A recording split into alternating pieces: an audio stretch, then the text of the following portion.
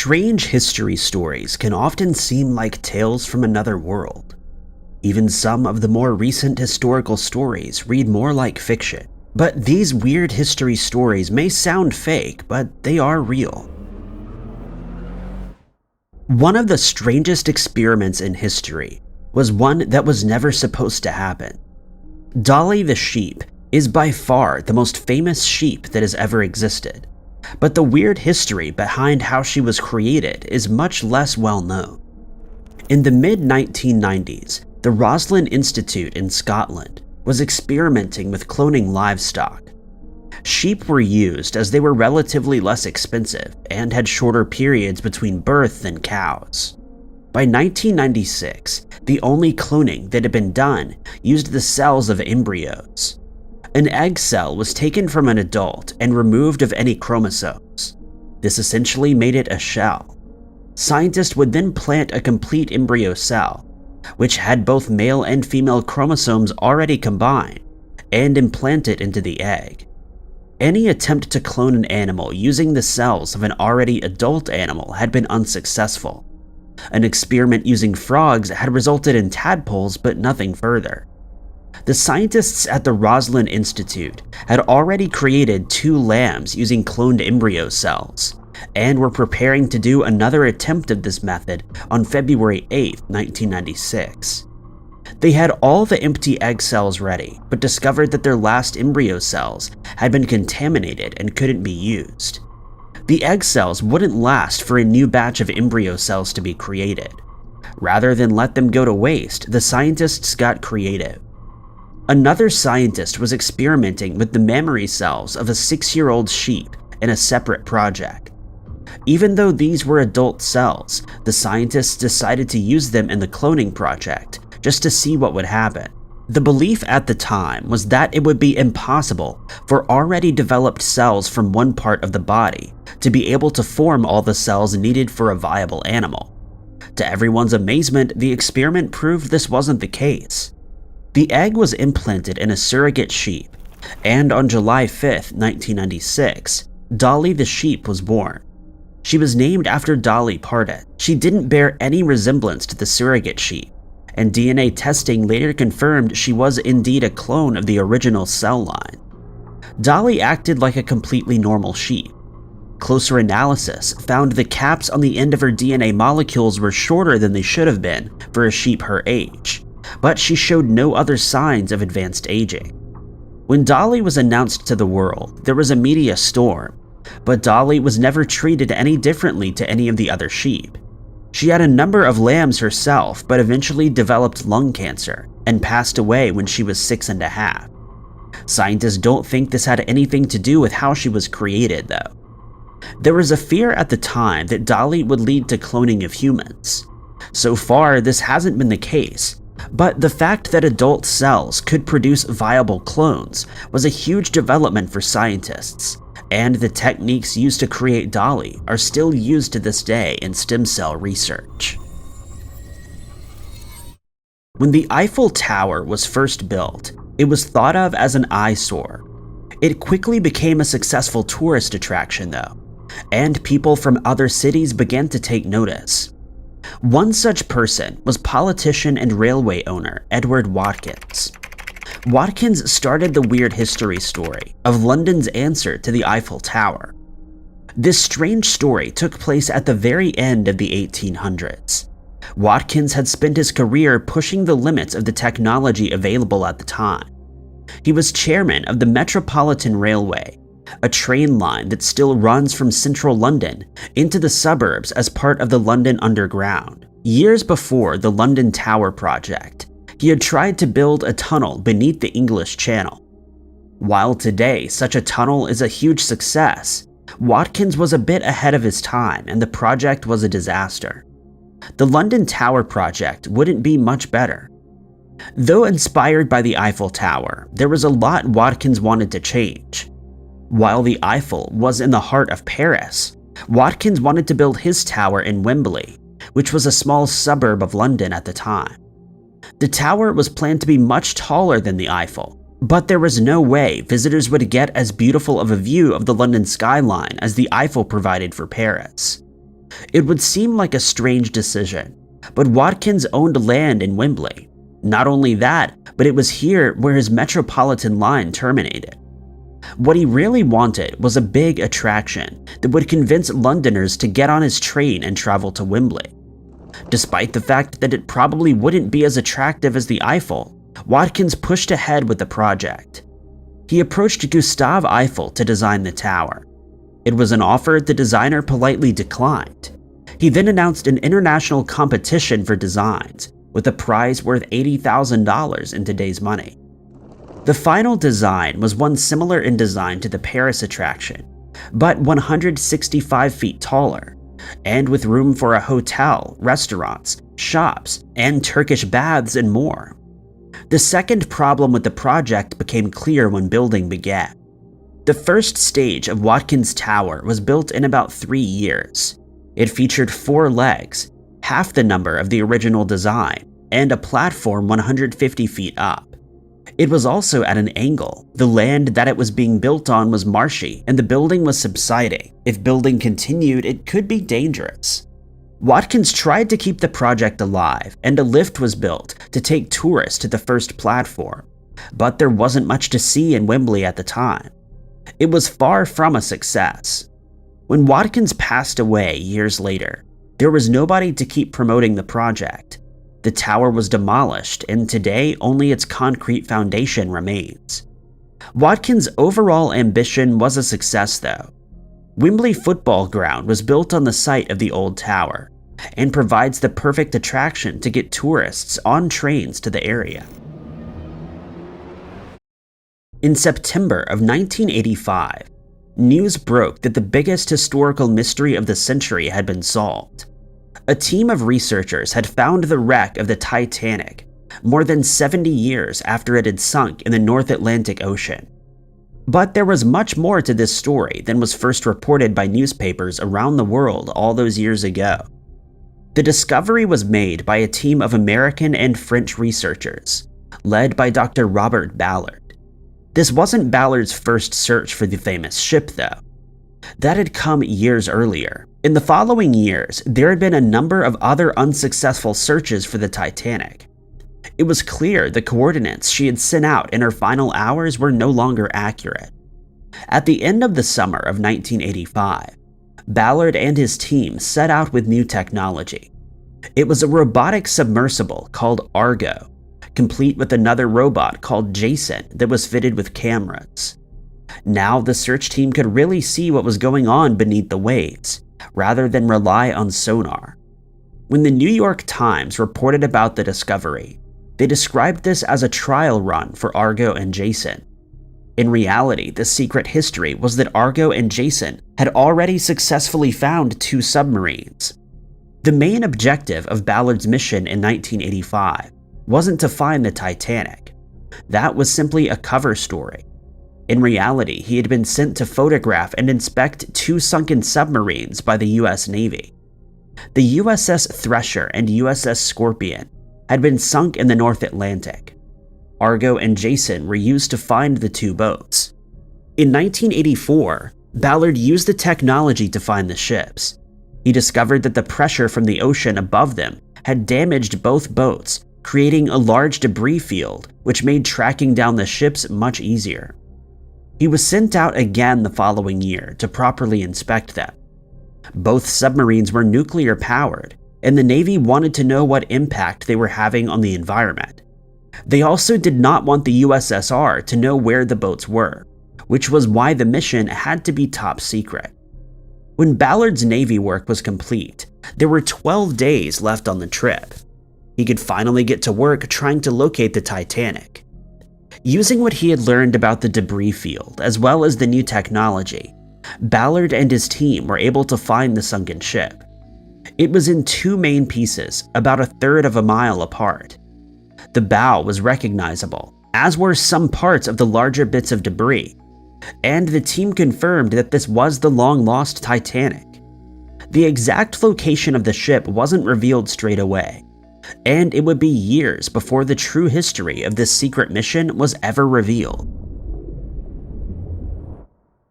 Of any period in history, the Cold War has to be one of the most densely packed with strange history stories. One such weird story is a lesser-known event that took place in the skies above the Pacific. It was a nuclear test like none that had happened before, and had a huge impact on our understanding of our planet. The Van Allen belt that surrounds our planet was discovered in 1958. This band of radiation was extremely strange and unexpected to researchers at the time. How it worked was a complete mystery, but there were immediately theories that this would make space travel possible. There were also theories that there was a way to make the belt into a weapon. We now know the Van Allen belt is part of the magnetosphere. It catches energetic particles thrown out from the sun, protecting us from radiation.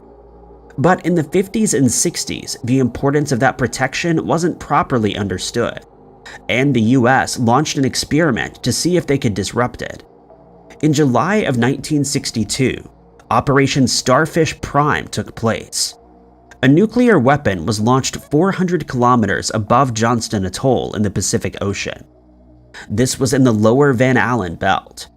It wasn't a particularly secret mission. Hotels in Hawaii had organized rooftop parties expecting a light show. Around the world, there were protests against the experiment, but it went ahead anyway. Scientists had no idea what was going to happen, whether it would damage the belts or make them stronger. What did happen was truly spectacular. The launch knocked out electricity on the island of Oahu, 1,300 kilometers from the test site. Around the Pacific, artificial aurora borealis were seen. Some witnessed for up to half an hour. Starfish Prime also caused damage to the satellites in space.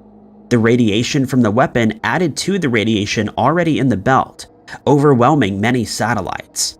When the Soviet Union copied the test not long after, even more satellites were wiped out. This was the first man-made electromagnetic pulse. A scientist later said that if the test had been carried out in Nevada, it would have had a lasting impact on the western United States. Now, EMPs are a major part of nuclear warfare strategy, and would likely be part of a first wave of attacks if a nuclear war ever took place. One of the strangest historical stories from the age of the Arctic exploration is that of the S.A. Andrew expedition. It's a story not as well known as the likes of the Franklin expedition, but one with just as much mystery surrounding the end. S.A. Andrew was a Swedish engineer with a passion for ballooning. He saw it as an untapped potential for travel. On a trip to the US, he wrote about how the trade winds could make a transatlantic hot air balloon flight a realistic possibility. But he had something even bigger in mind. In the 1890s, the North Pole was still one of the uncharted parts of the world. Many explorers had attempted to make it to the top of the world. Ships were the most common method for attempts, though some tried to go entirely over land on sleds. Neither attempt had worked so far, and Andrew believed ballooning was the answer to this problem. With support from the King of Sweden and other wealthy backers, he prepared an expedition to fly from the Arctic Circle, some 650 miles south of the pole. Andrew believed it would take 6 days to cross over the Arctic and land somewhere in either eastern Russia or Alaska. A balloon made from layers of varnished silk was specially made for the expedition. It would carry multiple sleighs, provisions for 4 months, weapons for hunting, and scientific equipment. Andrew took with him 2 other men. At first, Niels Ekholm had signed up to join him, but when the first attempt to get the balloon launched didn't work, he backed out. Ekholm had lost faith that the expedition would be successful. He was replaced by civil engineer Knut Frakel. The third man on the expedition was Niels Strindberg. The expedition began on July 11, 1897. Immediately, they ran into problems. As the balloon left the ground, it hit something and soon began to descend. 9 bags of sand had to be thrown overboard. The balloon eventually made it past the horizon, but it was far from smooth sailing. For 2 days, the balloon sailed just above the ice, making contact with the surface every few minutes or so. Even so, the men were in good spirits. After 2 days, they made it about halfway to the North Pole, but it had drifted a considerable distance east. On July 14th, the men were completely grounded. They realized they wouldn't be able to make it to the pole after all, at least not on this attempt. The supplies were put into sleighs, and they tried to make their way east to a supply depot. The ice they were walking on traveled west faster than they could walk, though. When they switched courses to an island in the east, the ice worked against them. In the end, they made it to the White Island, where the men figured they would spend winter. All through the journey, Andrew had remained upbeat in his diary entries. Even when one of his companions suffered a wound to the foot that slowed their progress, he remained optimistic that they would make it home. But in October, something happened. Andrew's last entry was on October 8th. He said snow had kept them in the tent all day, but was looking forward to gathering driftwood when it let up. In August of 1930, sealers would come across White Island and the remains of the camp. The remains of Andrew's body was found against a rock, one of his diaries hidden between his back and the rock, as if he was protecting it from a storm. Food provisions were still there, and a pile of driftwood that would have been collected for a campfire was found abandoned. Clearly, things had taken a turn for the worst very quickly. What had caused all three of the explorers to pass remains a mystery. None had written about any symptoms of a disease that would have caused their passing in just a few months, and it didn't seem like a polar bear attack was responsible. The people who discovered the frozen expedition believed it was simply a case of exposure and exhaustion. Haunting photographs from the expedition were recovered, showing the men as they battled to try to make it home. For a period of history during the 19th and 20th centuries, exploring the northernmost part of our world was a quest for only the most daring of adventurers. It was a mysterious place that not many people had ventured to, and remains a location packed with secrets. While the mysterious story of the Erebus and Terror are relatively well known, the British ships aren't the only vessels to have gotten lost in the far north. Decades later, a Russian schooner named St. Anna disappeared somewhere in the icy sea, and what exactly happened to her and her sailors remains a mystery. The St. Anna was originally called HMS Newport and began its life in 1867 as a survey ship in the English Navy. It wasn't long before wooden ships were replaced by iron and steel, though, and she was sold into private hands in the 1880s. Her name was changed to Pandora II and Blencathra before a Russian explorer named Georgy Brusilov purchased the vessel. She was newly named after the Russian saint. Brusilov had big ambitions to lead the first successful Russian expedition through the Northern Sea route. A few other Russian explorers had attempted and failed to make the journey in recent years. Brusilov had some Arctic experience, and he knew the mission would be a challenge, but he was optimistic. Brusilov brought on board a Valerian Albanov, an experienced polar navigator, to try to even the odds of the expedition against the brutal Arctic conditions. However, even before he left dry land, the expedition didn't look too promising. They couldn't convince any doctor to be part of the crew, leading them to hire a 22-year-old nurse named Yarmenia. The expedition left Russia in late August, just as the Arctic winter period was beginning. Somewhat unsurprisingly, trying to sail through the Arctic in winter didn't go well. The ship became stuck in the ice, which wouldn't thaw in 1913 or the first half of 1914. After months trapped in the ice with little fuel to keep warm, there was a peaceful mutiny, and Albanov and a small group of sailors left Santa Ana with makeshift kayaks of belongings. It was a long trek, and even with the ship to protect them from the elements, most of the sailors making the journey for Franz Josef Land didn't survive. But after 3 brutal months of walking and dragging their kayaks behind them, Albanov and a young sailor named Alexander Conrad made it to a base that had been established there. A few days later, another ship happened to pass, rescuing the 2 sailors. 24 sailors had set sail from Alexandrovsk in 1912. Other than the 2 survivors, only 1 body has ever been found. The remains of the men that joined Albanov in the trek to Franz Josef Land was discovered in 2010, along with artifacts like a diary and sunglasses made from the bottom of bottles. Which of the sailors the remains belong to is unknown. Despite multiple searches, both close to the time that the St. Anna went missing and in modern times, the ship has never been discovered. There were rumors that some of the other sailors left the ship to follow in Albanov's footsteps later, and stories about how the captain and nurse ran away to start new lives together in Europe, but no proof of any other survivors has ever been found. What exactly happened to them and the St. Anna remains an unanswered historical mystery. If it weren't for one strange historical event, the name Ettore Majorana might be as well known as Albert Einstein. To his peers, he was considered a genius, and one that would surely go on to make a breakthrough in the new developing field of nuclear physics. But just as what was going on inside the nucleus of an atom was becoming a focus for militaries around the world, Majorana disappeared without a trace. Majorana was an Italian theoretical physicist born in 1906. He was extremely gifted and studied under Enrico Fermi, one of the most well-regarded scientists of the age. Fermi thought Majorana was above what he called a first-class scientist, describing him as a genius on par with Isaac Newton or Galileo. Majorana didn't seem too impressed with his own work, though. Once he understood something, he could no longer find it interesting. In the early 1930s, he worked in Germany, again impressing some of the brightest scientists of the time. But less than a year later, he had to return to Italy.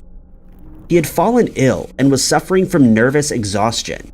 He secluded himself in his home, almost becoming a hermit. This didn't stop the University of Naples from making him a full-time physics professor in 1938, though. But he wouldn't have that job for long.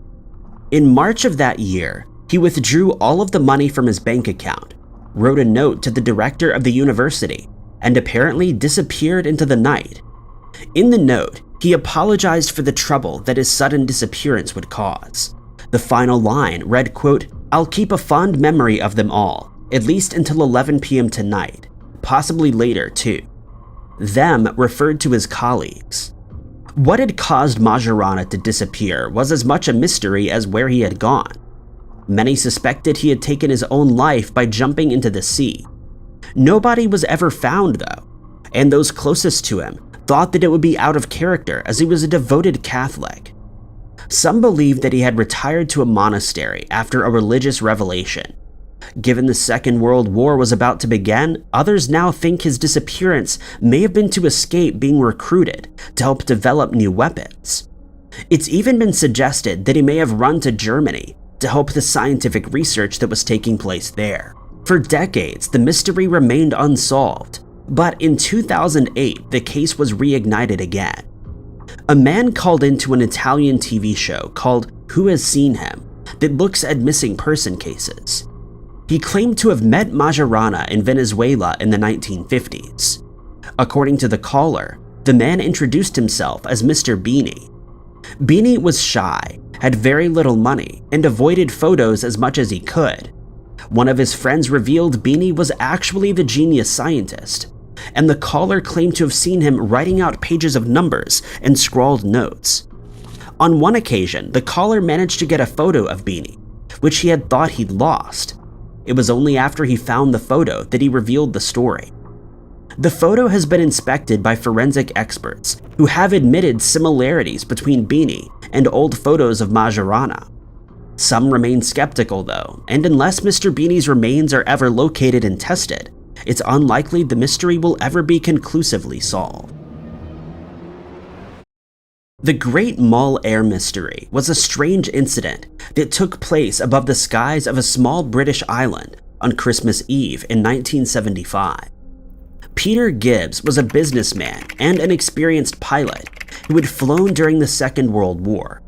But even with the experience, it wasn't too much of a surprise that his nighttime flight on a sleet-filled night didn't go quite to plan. What was mysterious was what happened instead. Peter and his girlfriend, Felicity Granger, had arrived on Mull a few days earlier. Peter was looking for a hotel he could invest in and was at the Glen Forsa Hotel on business. It was only once he was there that he learned of a Cessna aircraft that he could rent from the hotel owner. The Cessna was a small two-seater plane, and one that he was more than experienced enough to fly.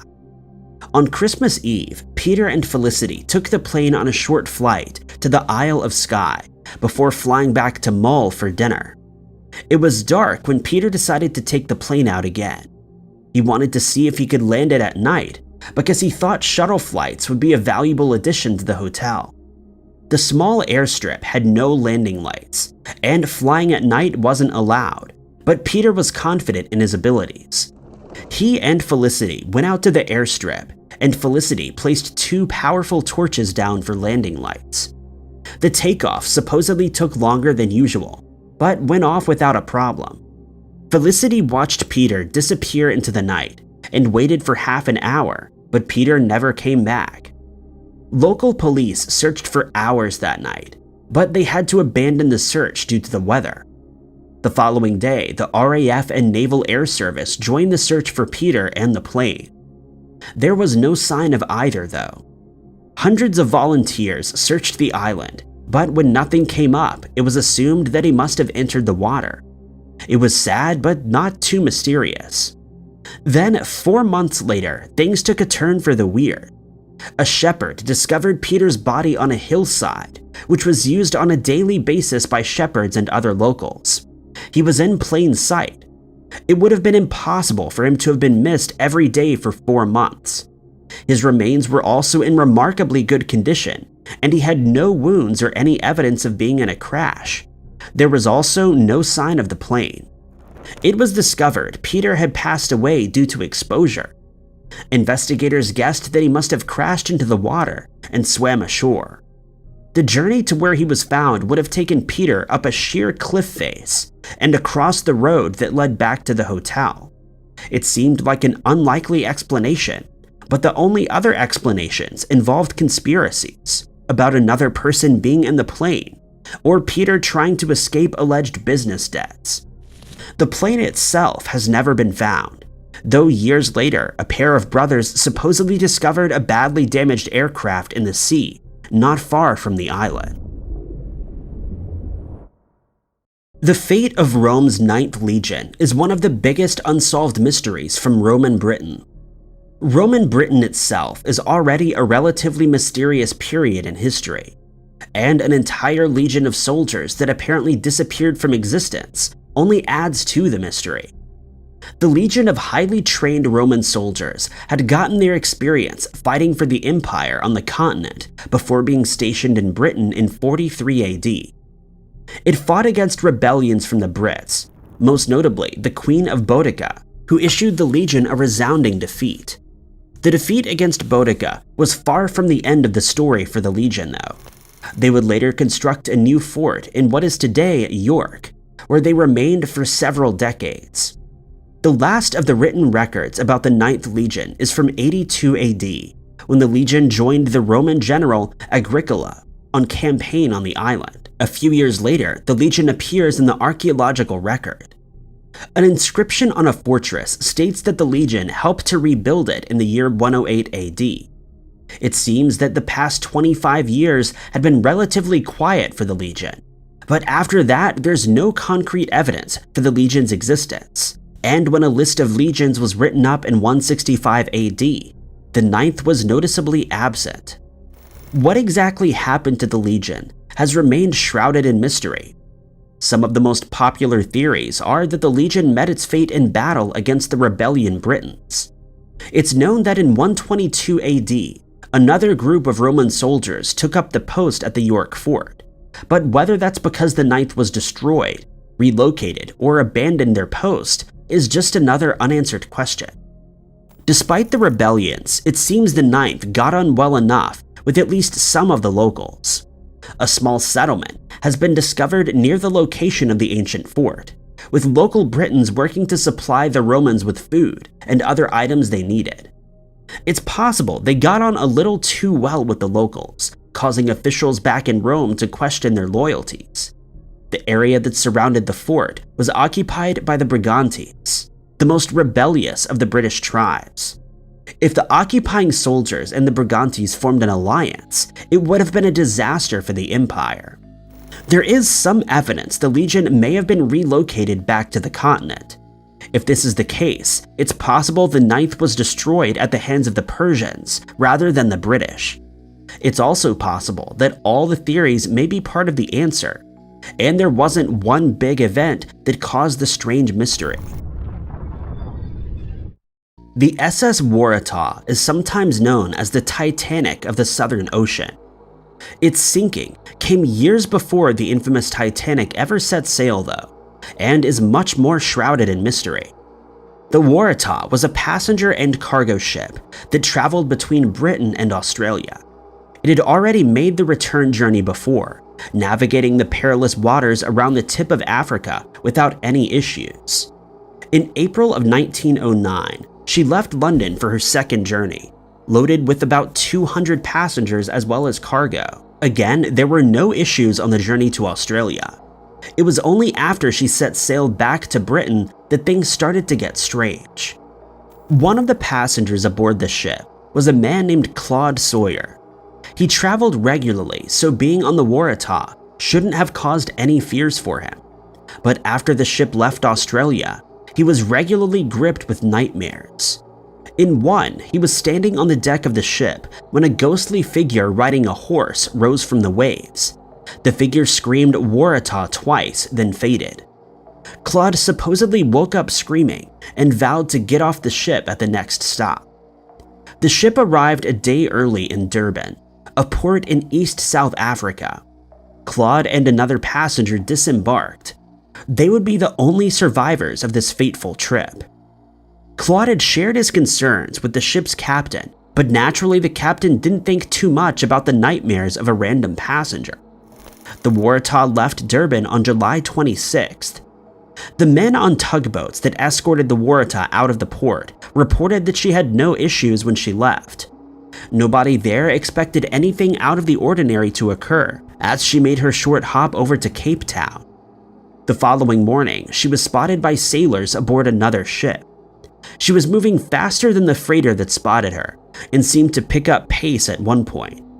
Again, there was nothing out of the ordinary about the ship as she disappeared into the mist.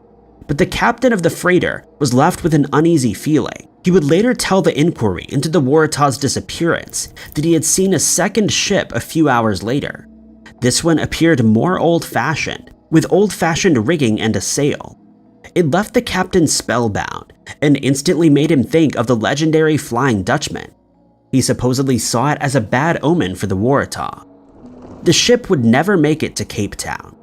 Several days after it was scheduled to arrive, search parties were sent out to search for the ship, but there was no sign of her, or the 211 people that she carried.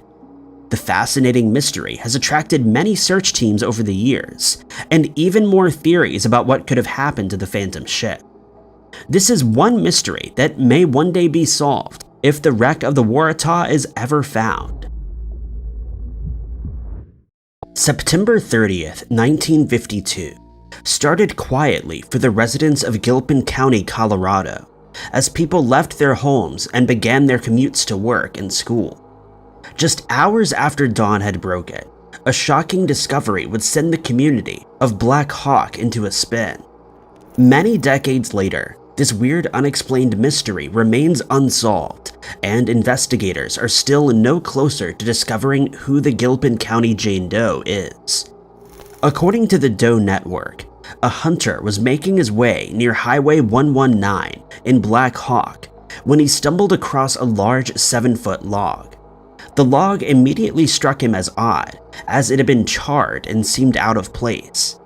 As he dug deeper, he discovered the remains of a woman underneath the log, and immediately ran to the closest business to report what he had found. Authorities responded to the call quickly, rushing down Highway 119 to secure the scene. Investigators photographed the scene, and then set about recovering the remains that lay underneath. What they discovered shocked them to their very core. The woman had been underneath the log as it had burned and smoldered with the heat. As a result, her remains were barely identifiable, and the coroner noted in their report that the remains recovered weighed a mere 14 pounds. The coroner worked hard to put together a description of the unidentified woman, and all they were able to determine was that she had dark brown or black hair and was around 5'7" and had a prominent overbite. Race, eye color, and other distinguishing features were never ascertained, and it was hard for investigators to try and match their Jane Doe to any known missing person cases in the area. The lack of details also made it hard to publicize, as the description of Jane Doe was vague at best. While her body had taken the brunt of the fire, investigators were able to recover some additional items from the scene. Fragments of a turquoise sequined blouse, rivets from blue jeans, a sole of a shoe, and a rhinestone necklace and earring set were found nearby.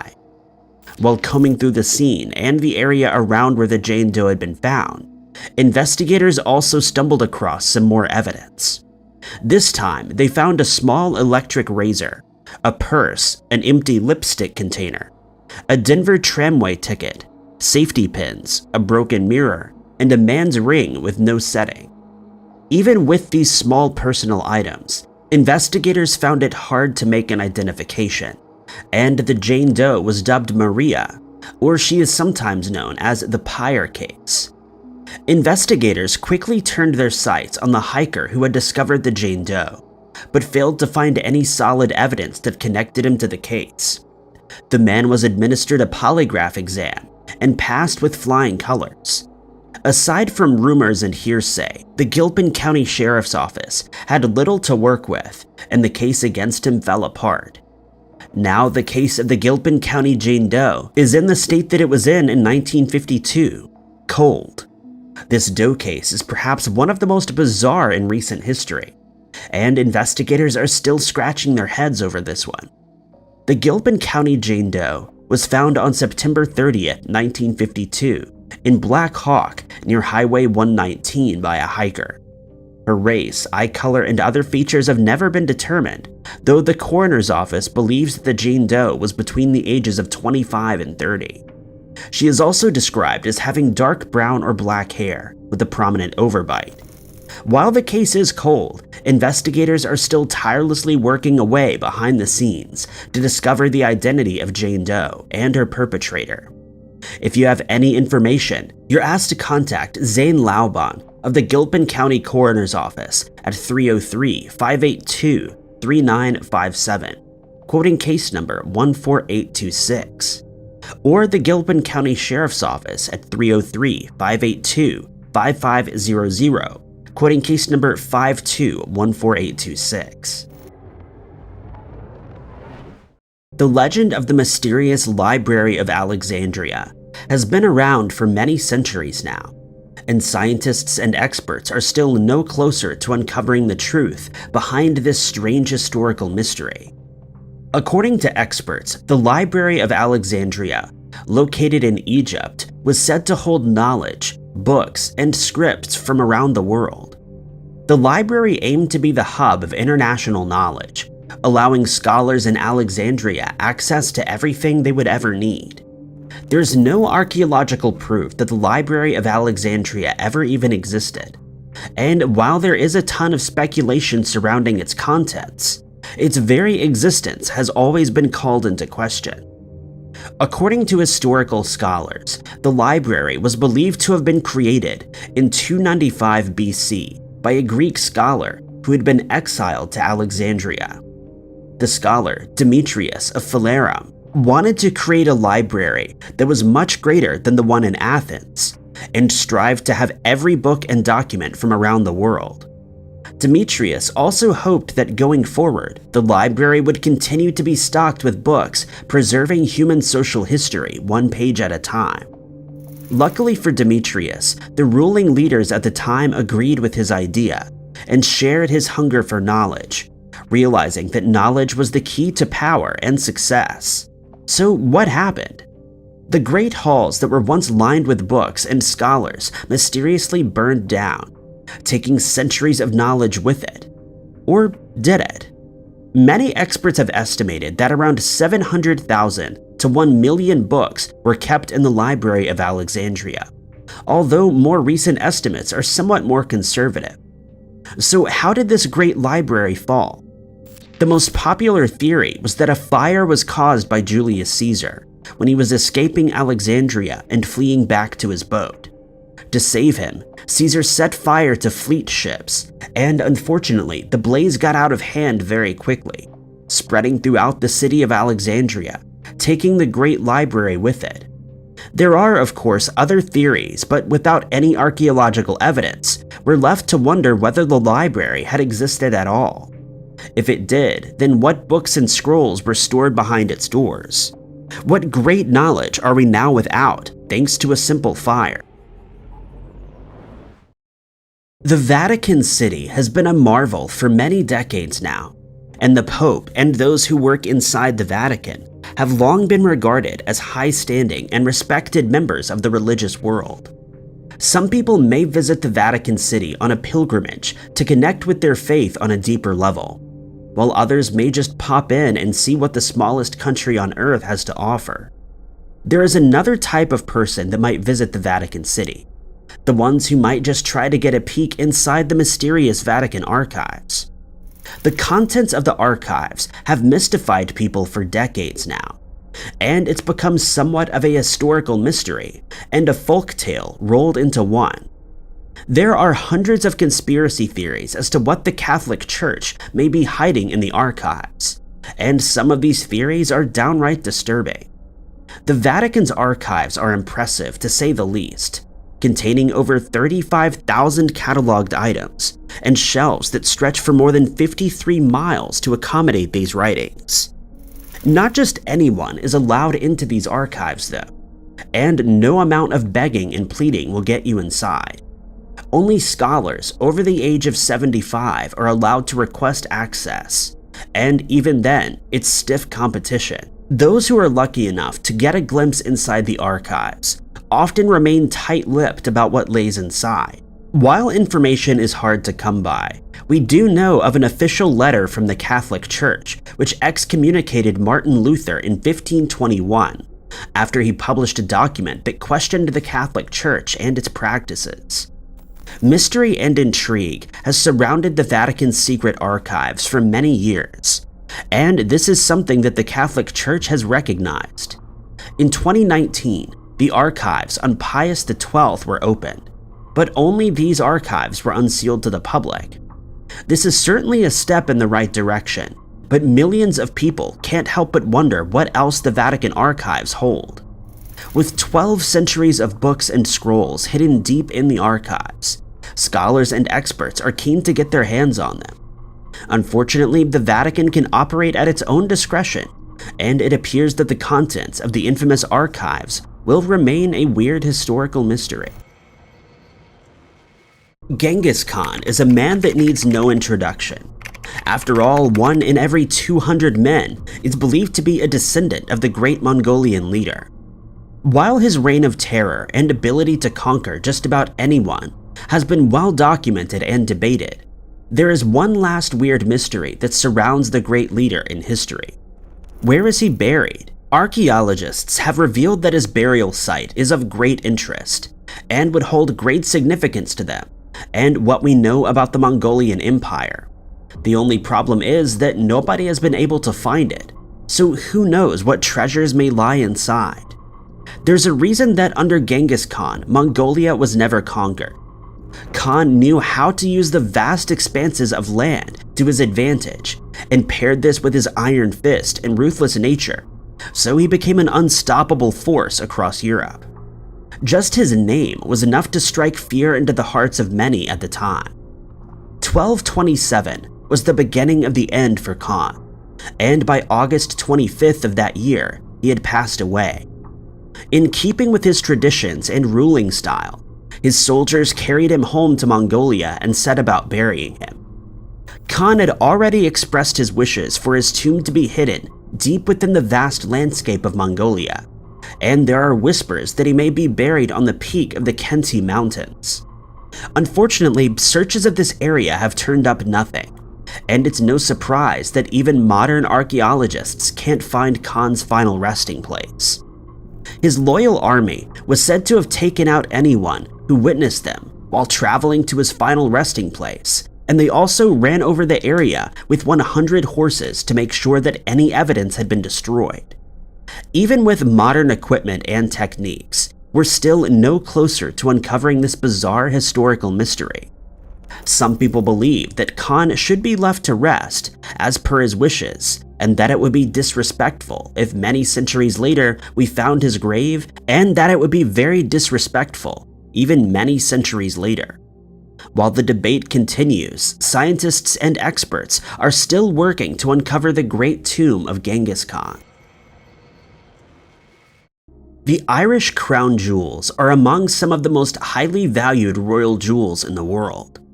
This exquisite collection was made up of items from the Irish Queen Charlotte's own collection, and consisted of a star, a diamond badge, and 5 gold collars dripping with jewels. In modern times, experts estimate that the jewels would be worth somewhere around 7 million euros, and the jewels themselves are an important part of Irish history. Unfortunately, these jewels were stolen in what is Ireland's weirdest historical mystery and their biggest ever heist. These jewels belong to the Order of St. Patrick, who was closely linked to the King and Queen at the time. Those who were lucky enough to be enrolled in the Order of St. Patrick could expect the finest things in life and were often seen donned in various jewels and luxuries. The duties of these men were not just ceremonial. Some of them had ties to England, Scotland, and Wales, and others, such as Sir Arthur Vickers, were tasked with keeping important items safe. In 1907, Sir Arthur Vickers still held his position within the Order of St. Patrick. One chance day would change his career and life forever, and to this day, the mystery of the Irish crown jewels remains unsolved. On July 6, 1907, a wave of panic ran through the order when it was discovered that the jewels were missing. The crafty burglar or burglars had managed to surpass many levels of security, including heavy doors and a safe that could only be opened with a certain key that was held by the office of Vickers. When Vickers and the staff rushed to the vault, they found that the tissue paper and cloth surrounding the jewels had been neatly put back into place. They also found that the ribbon holding the badge had been neatly dismantled before being put back into place again. Everyone began to wonder how it had been done, and who had been able to delicately steal some of Ireland's most important gems from right under their noses. The Dublin police, and soon Scotland Yard, would be called in to investigate this royal mystery. When news of the robbery hit the headlines, it caused great embarrassment for the Irish government and monarchy, and the event had even postponed important royal and diplomatic meetings, which only added to the embarrassment. A reward was posted, but with jewels worth 7 million euros being out there, the small $1,000 reward did little to draw people in to confessing and handing the fortune over. The aftermath for Vickers was immense. His position was challenged, and newspapers across Ireland and the UK named him as a prime suspect. Other suspects were introduced over the years, but as 100 years has now elapsed since the Great Theft, the suspects are no longer with us.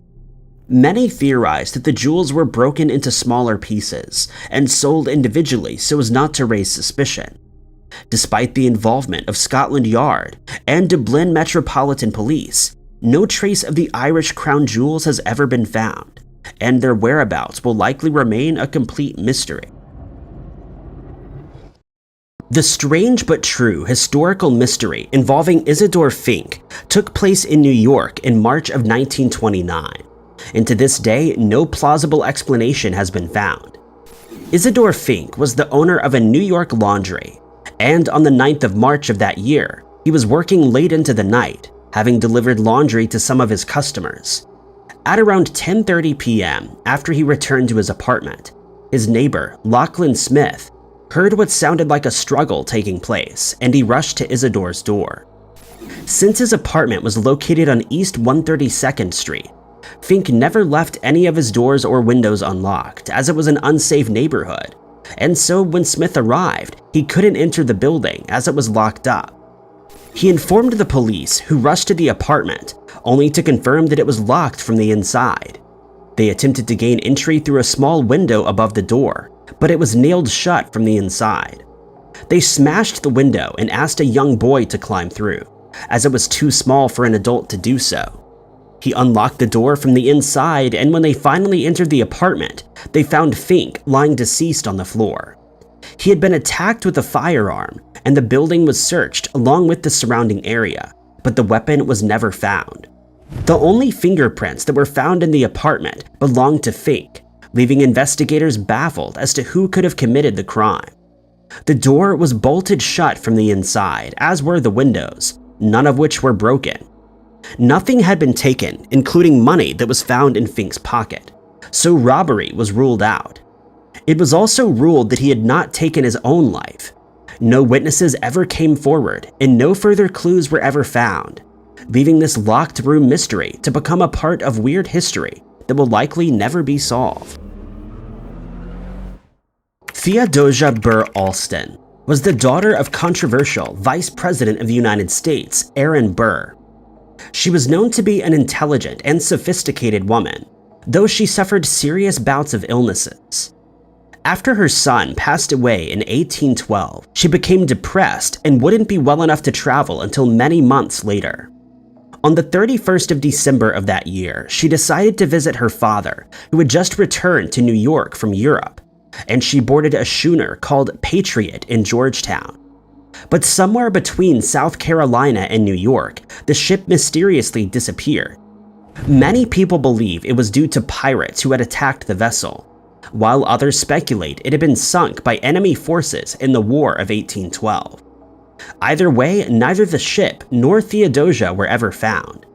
However, in 1869, Dr. William Poole was summoned to the house of a poor fisherman whose wife was deathly sick. He found that there wasn't much that he could do for her, but he gave her some treatment to ease her pain. The fisherman informed him that he had almost no money and offered to pay the doctor with a fine painting of a young woman. The doctor asked where he had acquired such a quality piece, and the fisherman told him that years earlier, a woman had drifted ashore on a rowboat near Nag's Head. She had no memory of who she was or how she ended up in the rowboat, and her only possession was this painting, which she refused to hand over. Local residents nursed her back to health, and the fisherman eventually married her. They kept the painting on their wall until he decided to offer it to Poole. The doctor stated that he was more than willing to accept it as payment, but upon hearing this, the fisherman's wife leapt out of bed yelling, "It's mine! You shall not have it! I'm on my way to visit my father in New York, and I'm taking the picture of this darling Theodosia." She grabbed the painting from her husband and ran outside, into the ocean, never to be seen again. The next day, the painting was found on the beach, and Poole's family held on to it. The painting, which is now known as the Nag's Head Portrait of Theodosia Burr, is currently kept at the Lewis Walpole Library in Farmington, Connecticut. In 1954, the town of Flat Rock in Newfoundland, Canada, became a part of weird history when the Parsons family farm was seemingly taken over by a poltergeist. It all began in November of that year when a wooden box in the family's living room started to smolder without explanation. But this would only be the beginning of their troubles, as a few days later, a dictionary burst into flames by itself. Next, one of the children's dolls burst into flames, nearly causing the entire house to burn down.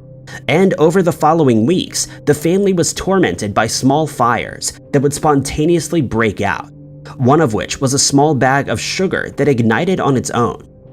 When Mr. Parsons touched the bag to throw it outside, the flames immediately dissipated, and they decided to inform the Royal Canadian Mounted Police, as well as the St. John's Fire Department. An investigation was carried out, but police officers and firefighters were left baffled as to how the fires were starting. The story quickly spread to the media, who were given tours of the strange house. Rumors started spreading that the family were setting the fires themselves in order to collect insurance money. But police officers quickly pointed out that the family didn't have home insurance and stood to gain nothing from such a plot. Items in the house continued to burst into flames, and soon the family had had enough. They contacted a priest who blessed the house and every member of the Parsons family in hopes that it would exorcise the evil spirit that they believed to be causing the fires. Following the blessing, no more fires were reported, and the Parsons went on to lead normal lives. The haunting is now known as one of the most famous in Canada's history, despite the fact that only the family ever saw the creepy activity. Aurora is a quiet town located in Wise County, Texas. But in April of 1897, it was the setting of a creepy mystery that remains unsolved to this day. On the 17th of April, 1897, local residents heard the sound of a massive crash, and they rushed to see what had happened. On a farm belonging to Judge J.S. Proctor, they found an unidentified flying object had hit a windmill before crashing to the ground. When they inspected the wreckage, they found that it was constructed of a material unlike any they had seen before. An Army signal officer named T.J. Weems from Fort Worth described the craft's pilot as Martian and not of this world. The pilot had, however, not survived the crash, and inexplicably, the remains were buried in the Aurora Cemetery with Christian rites by a traveling pastor named William Russell Taylor. To this day, the cemetery still contains a Texas Historical Commission marker that makes mention of the weird incident. Some of the remnants of the crash were dumped into a well located under the windmill, while the rest were buried with the pilot. In 1935, a man named Brawley Oates purchased the land from Proctor, and he cleared the debris out of the well so that he could use it as a normal water source. But he later developed a severe case of arthritis, which he maintained was a direct result of the water that had been contaminated by the debris from the craft. In 1945, he sealed the well with a concrete slab and built an outbuilding on top of it. Many people believe that the incident never actually happened, and the story was invented in an effort to bring tourists to Aurora, as the town had been bypassed by a railroad and was quickly dwindling. In 2005, however, two eyewitnesses, Mary Evans and Charlie Stevens, came forward and told their part of the strange story. Evans, who was 15 at the time of the incident, stated that her parents went to the crash site that night, and they saw the craft as well as its pilot. Stevens, who was 10 at the time, stated that he saw the craft heading north towards Aurora, trailing smoke behind it as it flew. He wanted to go to the crash site, but his father forbid him, as he hadn't finished his chores. He stated that his father went to the site the next day and saw the wreckage with his own eyes. Further investigations into the well and the cemetery proved inconclusive, and the mystery of the Aurora incident remains a weird part of history that may never be solved. In 1873, a strange historical event unfolded in Bristol, England, and to this day, no explanation has been found. In December of 1873, Thomas B. Cumpston and his wife decided to visit Bristol for a brief holiday. Upon their arrival, they booked a room at a small, quiet hotel, and they settled in for what they thought would be a nice, relaxing vacation. But later that evening, Thomas started hearing strange noises that seemed to be coming from the bedroom. They notified the owner of the hotel, who went to the room and also heard the disturbing noises. But she didn't think it was anything to be alarmed about, and she left the couple to get ready for bed. But the strange mystery didn't end there. Mr. and Mrs. Compton eventually settled into bed and fell asleep, but at around 3 a.m., they were awakened by the same strange noises, and they both jumped out of bed. But not only were they unable to find the source of the noises, but they realized that the floor of the room seemed to be eroding beneath their feet. Mrs. Compton started yelling for help, but she found that her voice, as well as Thomas's, had taken on an eerie, hollow quality, and it sounded as if their cries were being echoed by disembodied voices. The floor continued to disintegrate, and Thomas realized that he was being pulled down into a chasm that had opened up.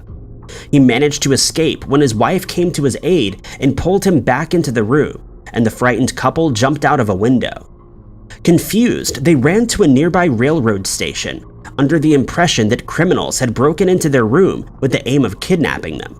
Once they made it to the station, they caused such a scene that they were arrested for disorderly conduct. Police officers investigated the room but found nothing out of the ordinary. At the couple's trial, the owner of the hotel stated that she had indeed heard the noises but didn't think that they posed any kind of threat. A judge ultimately ruled that both Mr. and Mrs. Cumston had suffered a bout of shared hallucination and they were allowed to go free. No further incidents were reported, and the mystery was never solved, leaving it to become a part of dark history that has no explanation. When Japan attacked Pearl Harbor and forced the United States to enter the Second World War, it changed history forever. For a small crew of commercial airline staff, the attack triggered one of the strangest and most eventful flights in aviation history. The Boeing 314 was already a unique aircraft. It was essentially a flying boat equipped for luxury flights across oceans. It would land and take off from the water and had state-of-the-art technology for the time. Before we keep going, today's video is sponsored by Gin Rummy Stars, a free-to-play Gin Rummy game that lets you take Gin Rummy anywhere you go. Check out the link in the description and download Gin Rummy Stars now to get 1,000 free coins. Games like this are great for playing in short bursts because you don't have to dedicate a lot of time to play a round or two. It's perfect for playing when you're waiting in line to order lunch or if you're just looking to pass the time at work, when your boss isn't watching, of course. If you're looking to have tons of fun without much commitment, you've got to try out Gin Rummy Stars. The best part about Gin Rummy Stars is that it makes playing Gin Rummy super simple and easy to understand. Each player is dealt 10 cards. All you need to do is collect sets or runs and try to avoid having too many extra cards, because these will count as deadwood. Your goal is simply to create the highest number of sets and runs and beat out your opponent. One of the coolest features is that you can customize your avatar to look however you'd like. You can change hairstyles, skin color, facial features, and even add glasses or other accessories. This is by far the best Gin Rummy app. So what are you waiting for? Download Gin Rummy Stars now and get started climbing the ranks, customizing your avatar, and winning matches against your friends. Just click the link in the description to download the game and get 1,000 free coins just for signing up. It's absolutely free to play, and you can challenge players from all around the world without ever spending a dime. Games like this are not only fun and addictive, but they also train your brain to better recognize patterns and improve your strategic skills. I'll see you guys in the game. On December 2nd, 1941, one of these planes, known as the Pacific Clipper, set off from San Francisco for a routine flight to Auckland, New Zealand. There were 12 passengers and 10 crew members aboard, including First Radio Officer John Poindexter. Poindexter had only been meant to do the first leg of the flight, but agreed to complete the entire route to Auckland after another radio officer fell sick. It was after their final stop in the Pacific when Poindexter received news over the radio. Pearl Harbor had been attacked, and returning to the US the way they came was not possible. So began the strange history story. After landing in Auckland, the crew began a journey that had never been accomplished by a commercial plane. They were going to fly west to New York. Pan Am, the company they worked for, had sent strict instructions to not let the plane fall into enemy hands no matter what. The only support the crew got was a $500 advance, which would have to pay for food and fuel for the entire journey. Pilot Robert Ford took them first to Australia, then to Indonesia, which was then the Dutch East Indies. Given that they were at such a weird period in history, they had no way of knowing if the territory had already fallen to the Japanese. When Ford arrived in the airspace above Java, he also discovered he had no way of communicating that the Pacific Clipper was not an enemy aircraft. The crew had to listen to the radio chatter of the British as there was a debate on whether or not to take the plane down. Luckily for the crew, they were given the benefit of the doubt. From Indonesia, they flew to what is today Sri Lanka. and almost came under attack from a Japanese submarine after emerging from the cloud cover. It wouldn't be the last time someone opened fire on the plane. Despite warnings about the dangers of flying over Saudi Arabia, the crew had little choice. They were fired at, but luckily the people on the ground didn't have anti-aircraft weaponry. The only mechanical problem that they had on their historic journey was when an engine cylinder failed shortly after taking off from Sri Lanka. Luckily, the crew was able to turn back and repair the engine in a day. On January 6, 1942, the Pacific Clipper finally came into land in New York. It was the first time in history that a commercial airplane had circumnavigated the world, and the first time a commercial airline crew had done the same. The crew of the Pacific Clipper achieved a number of other records, but they were just glad to have ended their unbelievable history story in one piece. Despite meeting some of the greatest scientists of his time, and high-ranking members of the Church of England, the person known as George Psalmanazar may have been one of the most mysterious people in history. He wrote 2 books about his life and the country he claimed to be from, but to this day, almost everything about his real life remains a mystery. He arrived in England in 1703 with an unbelievable story. Psalmanazar claimed to be an aristocrat from the island of Formosa in modern-day Taiwan. He had been kidnapped by a European missionary who brought him back to the continent and tried to force him to convert to Catholicism.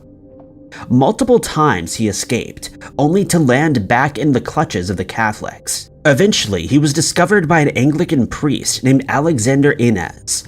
For some reason, Psalmanazar was more receptive of Anglican beliefs and agreed to come back to England with the priest.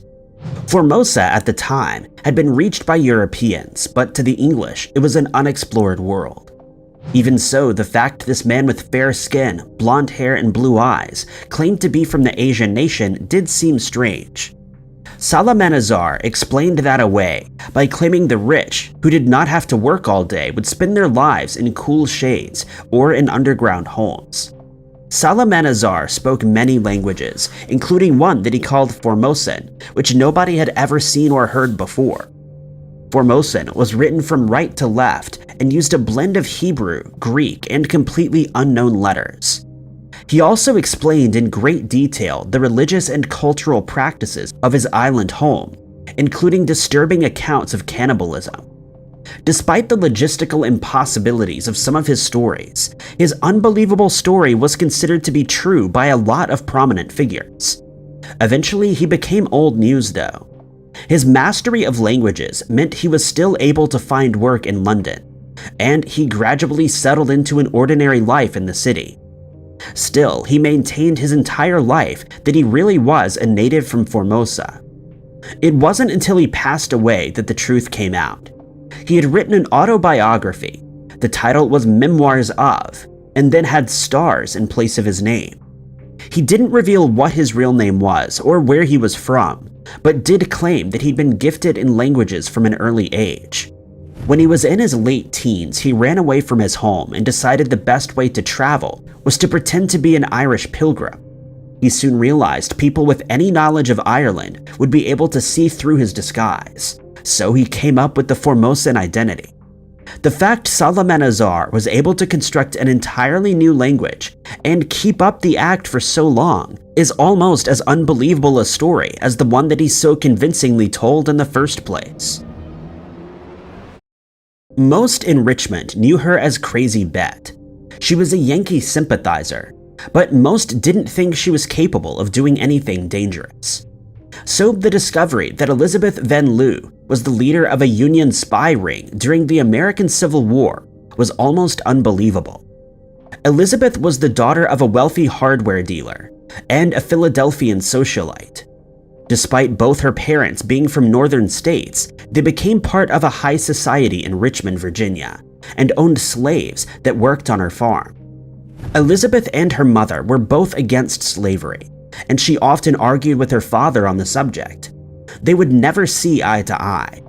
When he passed away, she finally freed the family slaves and used her inheritance to buy and free their relatives. She also paid for one former slave, a girl named Mary Jane, to get an education in Princeton. When the Civil War began, her neighbors were suspicious about her loyalties. But a strange history fact is that some of the commanders in the Confederate Army didn't think spies could be of much use, and were completely certain that a woman wouldn't be able to pass on any useful information to the Union Army. Elizabeth took advantage of these assumptions. She volunteered as a nurse at Libby Prison, which held prisoners of war. She took in blankets and extra food, and took out information about troop movements and other things that would be passed on to Union officials. When she was banned from talking to the soldiers, she brought in books and a secret cipher. Soldiers could send her coded messages by poking small holes under letters in the books. Over the course of the war, she assembled a spy ring of more than 10 people, including one of the guards at the prison. She helped smuggle prisoners out, hiding them in secret rooms in her house until they could escape to another location. All the while, she would play into the idea that she was crazy. Her clothes were disheveled. She would mumble to herself in the street and stare vacantly ahead. It all made the true story of what was going on behind closed doors all the more unbelievable. After the war, Elizabeth was commended for her bravery, and was briefly postmistress of Richmond. But the recognition wouldn't last long. She was demoted into lower-paying jobs. Her neighbors and others in the city where she grew up hated her after they learned of her secret history, and she eventually passed away with very little money. Her story was almost forgotten, but she remains an important part of history of the Civil War. The afternoon of November 22nd, 1963, probably produced more conspiracy theories than any other date in human history. When Lee Harvey Oswald took the life of President John F. Kennedy, it became international news. Today, along with the real history story of the event, there are plenty of conspiracy theories, both relatively reasonable and completely weird. But one of the weirdest stories to come from the case is actually a true story. After Kennedy passed away, his body was taken to a U.S. Navy hospital in Bethesda, Maryland. There, an autopsy took place, watched by more than 30 people. It should have quieted down most of the conspiracy theorists, but in reality, it did the exact opposite. As was typical, the brain was removed for inspection. Because of the treatment process, Kennedy's body was buried without the organ. Examination of the organ found nothing that didn't line up with the accepted theory that Oswald was responsible. But as it was too late to bury the organ with the new body, a problem arose: what to do with it. The Kennedy family were extremely worried about it getting into public hands and being put on display. So the organ was put in a sealed container in the National Archives along with other autopsy materials. But sometime between February of 1965 and October of 1966, the materials were removed. The discovery was made on October 31st, 1966, when apparently someone wanted to check in on it. There was no note of who had taken the items, and it became a mystery, albeit one that the public didn't know about. It wasn't until 2016 that the public discovered this strange historical event had occurred. Between 1992 and 1998, a new review of the events of that November afternoon took place, and the subject of the missing autopsy materials came to light. The proceedings then became public knowledge with the Freedom of Information Act in 2016. Immediately, people who believed the conspiracy theories believed this was just more evidence that something else had happened that day. It was suggested that the organ had been secreted away, but it showed that there was more than one person responsible. The actual explanation is just as weird. The U.S. Assistant Attorney General told the commission that it was Robert Kennedy who removed the materials without telling anyone. He supposedly was still worried that they would get into the wrong hands. What he did with them remains a mystery. The obvious explanation is that they were buried with the rest of the president's remains when it was reburied 2 years after his passing. Even though the mystery was solved before it became public, it remains a strange part of such a historic story. When George Washington was elected the first head of state of the newly formed United States of America, he took the title of president. From that point on, the US would be ruled by no monarch, at least not officially. That didn't stop a San Francisco-based merchant from declaring himself emperor in the 19th century, in what was one of the strangest history stories from the region. Joshua Norton was born in the UK and spent most of his childhood growing up in South Africa. His father had originally been a successful businessman, but that business would eventually go downhill and he passed away with little to pass on to his surviving son.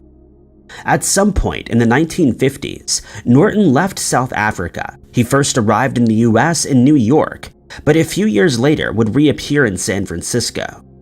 Not a lot is known about Norton's life up to this point, but he arrived in San Francisco with money to start his own business.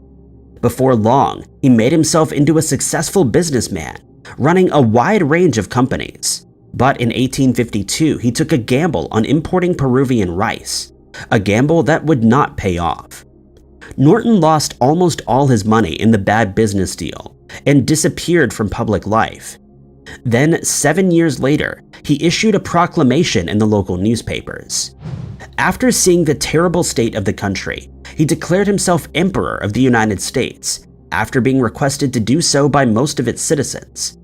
Naturally, the papers thought this was a joke and ran the proclamation, but Norton was very serious. For years afterward, he would issue proclamations in newspapers. These would range from banning the two political parties in the country to outlawing discrimination against Chinese immigrants.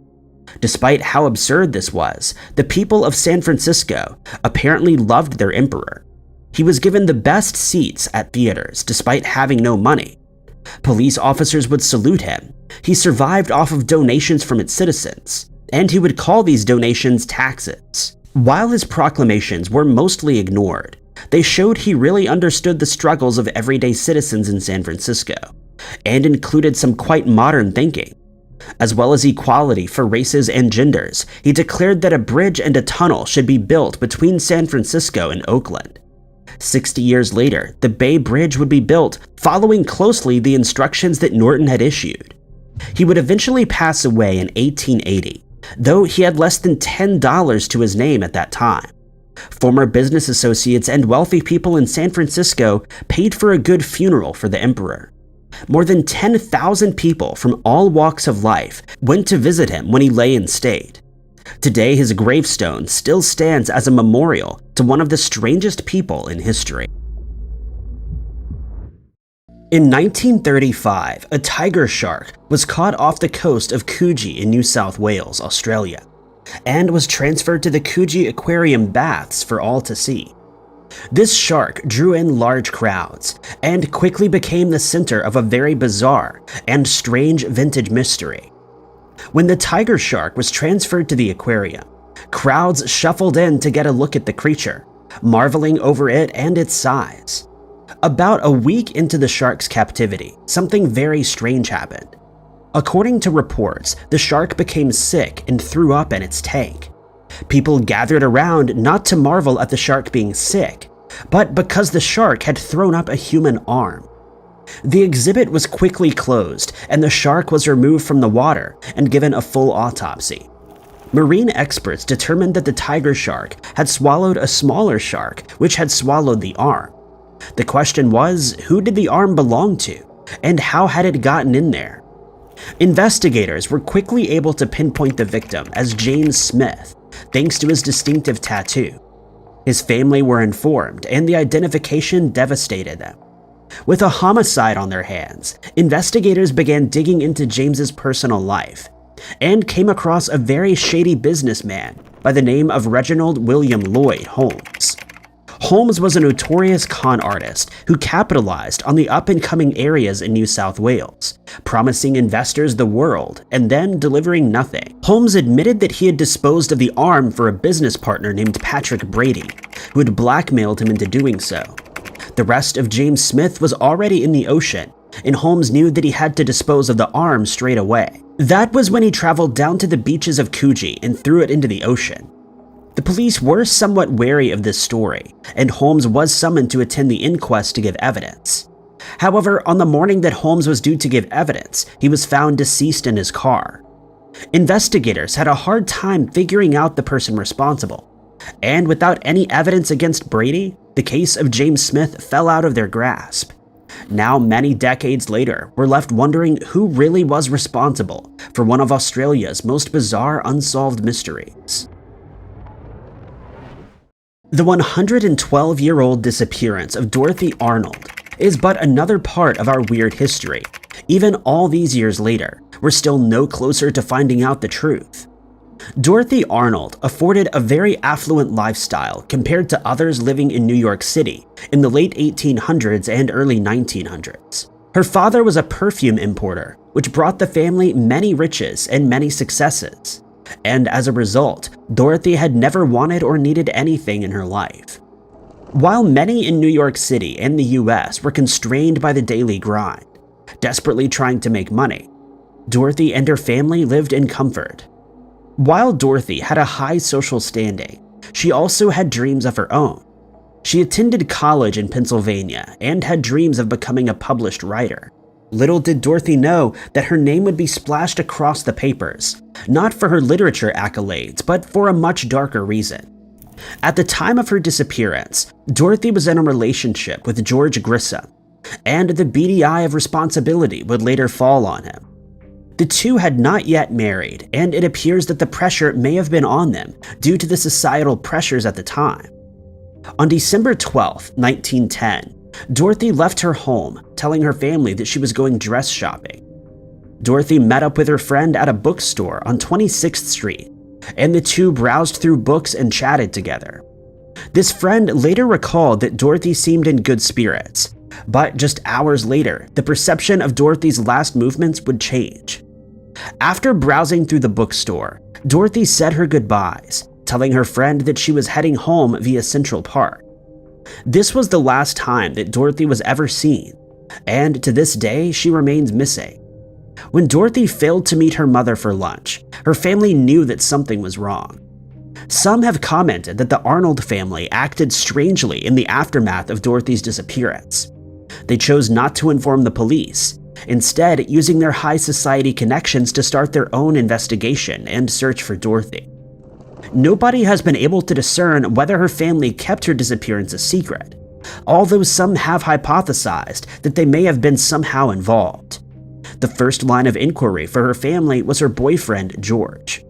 George had been in Italy at the time of Dorothy's disappearance, but her family still traveled there to personally grill him. They accused him of hiding Dorothy, saying that the two had gotten married in secret, but George denied having ever seen Dorothy since he was last in Pennsylvania. Rumors began to swirl, and finally, 6 weeks after Dorothy had last been seen, the New York police were informed and kick-started an investigation. Unfortunately, despite many leads and sightings being reported, nothing concrete has ever come to light. There were rumors that Dorothy had been thrown into the Central Park Reservoir, although there was no evidence to support this theory. The police and Dorothy's family were constantly at loggerheads, and in 1921, the New York Times declared, quote, "Dorothy Arnold mystery solved," says Captain Ayers. Captain Ayers of the New York Police addressed the media, telling them that Dorothy was no longer listed as a missing person, although her family and lawyers refuted this claim. With rumors, possible sightings, and a declaration of Dorothy no longer being missing, it's easy to see how her disappearance became muddled and has remained unsolved. Did Dorothy run away to Italy to be with her boyfriend? Did she meet with foul play? Or was her family somehow involved and staged the disappearance as a cover-up? It's unlikely that we will ever know the truth 112 years after the fact. In 1822, Thomas J. Beale gave birth to one of the world's strangest unsolved mysteries that even now in 2022, we are desperately trying to solve. In 1822, Beale spent time at a hotel in Lynchburg, Virginia, with a few friends and associates. According to those who were at the hotel, Beale was a hit with the ladies and was incredibly charming to all, having a mystical magnetism about him. Part of Beale's appeal was his mysterious demeanor. He revealed little to no information about himself, which only made people want to pry deeper. In 1822, Beale left the hotel where he had been staying for a few months to return home to somewhere in Virginia. Before leaving, he told the hotel's manager, Robert Morris, that he had left him a safekeeping box with something very valuable inside. While being charming, Beale was somewhat eccentric, but Morris couldn't help but wonder what was inside the box. His curiosity finally got the better of him in 1845, and when he opened up the box, he discovered the mysterious Beale ciphers. Inside were 3 coded letters using numbers jumbled together to form sentences.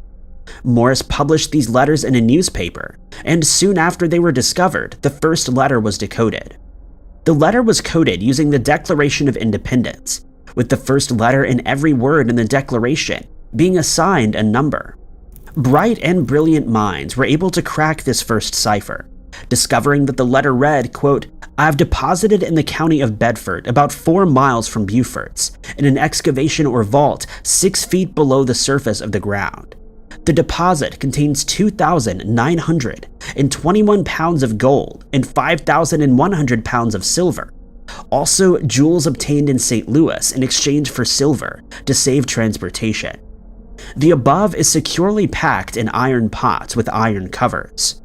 The vault is roughly lined with stone, and the vessels rest on solid stone and are covered with others." The first letter being cracked sent people into a wild frenzy, as they set out to find the buried treasure that Beale talked about in his cipher. But there was just one problem. There were 2 more ciphers that needed to be decoded, but ever since the 1800s, nobody has been able to crack them. The best cryptographic minds have spent decades poring over these ciphers, but are yet to make any headway. As of 2020, the supposed treasure is estimated to be worth around $93 million, but nobody has ever been able to locate it. There are rumors of people allegedly solving the other 2 Beale ciphers, but they never have been able to provide proof of them uncovering the treasure that would make them incredibly rich. With some of the world's best cryptologists on the case who have failed to crack the cipher, people can't help but wonder whether this historical mystery is simply a hoax that was designed to lead us on a wild goose chase. If you want to have a go at cracking the ciphers yourself, they're available via the NSA's website. Standing at a whopping 550 feet long and boasting a cargo hold of around 11,000 tons, the USS Cyclops was a naval marvel that the US were proud to possess.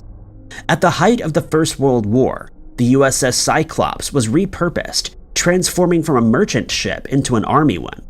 With its immense size, the USS Cyclops was perfect for transporting soldiers and coal across the world, ensuring that allies were triumphant in their battle. The USS Cyclops was very popular and very successful. That was until it mysteriously disappeared when it embarked on its final voyage. There was no sign of danger or trouble, and the fate of the USS Cyclops has become the center of one of history's creepiest mysteries. On March 4th, 1918, the USS Cyclops set off on what would be its last voyage. In the weeks before its final voyage, the ship had seen some bizarre activity, leading people to wonder whether there is more to the mystery. Initially, the USS Cyclops had set sail on January 28th of that year, headed for Rio de Janeiro. From here, the ship fueled up and loaded up on 11,000 tons of manganese ore, leaving Brazil on February 22nd. Instead of taking the easiest and planned route to Baltimore, the captain of the USS Cyclops decided to take a very long diversion, sailing to Barbados. Nobody could understand why the ship had taken such a route, and in fact, this also remains a mystery to this day. March 4th, 1918, would be the USS Cyclops' final voyage. The staff on board had noted that the starboard engine was broken, but all recommendations to dock and repair the boat were ignored. The captain set sail from Barbados after making his detour and heading for Baltimore. But the infamous ship never docked. As the date of her arrival came and went, the concern for the ship and her crew grew larger and larger. There had been reports of bad weather along the route the USS Cyclops had taken, and despite search and rescue crews being deployed to the area, no sign of the ship was ever found. People began to wonder why the captain had taken a detour via Barbados. leaving them over 2,000 miles away from their destination. They also couldn't wrap their heads around why recommendations to dock the ship in the US for repair were being ignored, and they also wondered what had become of the crew of the ship. No SOS call was ever made, and their final message simply read, "Weather fair, all well." Over the years, there have been numerous theories as to the fate of the USS Cyclops. One theory is that the ship was attacked by German ships in the area. However, no wreckage has ever been found, and there are no historical records to indicate this. Others believe that the ship's captain at the time holds the key to the mystery. As previously mentioned, he took the ship off course and ignored recommendations to fix the ship. Was he perhaps making these decisions purposefully and planned to use the ship to get him to a specific destination, or to use the ship for a specific purpose? Or perhaps the ship became a victim of the infamous Bermuda Triangle. Likely, we will never know. Ettore Majorana was no ordinary man. While his somewhat drab appearance made him blend in with the crowd, it was his brilliant mind that set him apart from the rest. It was clear from an early age that Ettore was destined for great things, constantly outscoring his classmates and being able to comprehend things that were well above his educational years. Ettore had an incredible ability to work with and work out complex mathematical equations with ease. To him, physics and its underpinning mathematical equations were like reciting the alphabet, easily done without much thought. His reputation quickly spread throughout Italy, with the best institutions in the world practically begging him to come and teach there. But Ettore preferred the comfort of his own home and surroundings. Most who knew Ettore described him as weird and odd, saying that he would go into his own little bubble and dedicate hours of his day to his equations. Somehow, Ettore had been coaxed into teaching at the University of Naples, but due to his intense shyness, he rarely showed up. Those around him considered him to be one of the best minds in particle physics, but Ettore constantly doubted his own abilities. He would work hours at a time on a problem, only to throw it in the trash when he was done. It's also been said that Ettore was the first person to put forward the idea of neutrons, but never published his findings due to his hermit-like status. A brilliant mind is often a troubled mind. While Ettore was a brilliant physicist and was sought after by the best institutions in the world, he had his own demons to battle. In 1938, Ettore would mysteriously vanish, leaving his colleagues and the scientific world baffled. According to reports, Ettore was seen for the last time on March 25, 1938, before disappearing into the ether. Before he disappeared, he wrote 2 letters, one to his family and one to his colleague, Professor Antonio Corelli. In the letter to his colleague, Professor Corelli wrote, quote, "I've come to an inevitable decision. I know my sudden disappearance will cause some trouble to you and the students. Please forgive me for letting you down." While this letter makes it appear as though Ettore planned his own disappearance, the letter to his family contradicts that thought. Ettore had initially sent a letter to his family, telling them to not wear black at his funeral. However, the day after that letter had arrived, he sent a telegram that said, "Don't worry, a letter will follow, Majorana." As we know, this letter never arrived, and one last cryptic letter would fall on the desk of his colleague, Professor Corelli. This final letter read, quote, "The sea rejected me and I'll be back tomorrow. I'm at your service to explain everything." Ettore never arrived at the office of Professor Corelli and has not been seen or heard from since. Ettore had taken his passport, ID, papers, and money, but there was no evidence to suggest what had happened to him. Many believe that these cryptic letters are a reflection of the battle going on inside Ettore, while some believe that these letters were sent to throw his friends and family off the trail of what had really happened to him. In 1959, Ettore was supposedly photographed in South America, but nobody has ever been able to confirm whether the man in the photo is really the missing physicist. Is the elusive man in South America really Ettore Majorana, or is there a much darker explanation to this historical mystery? Thank you guys so much for watching. If you liked this video, be sure to hit that like button. Also, don't forget to subscribe and click that notification bell to keep up to date with all of our future uploads. But my name is Ty Knotts, and I'll catch you guys in the next video.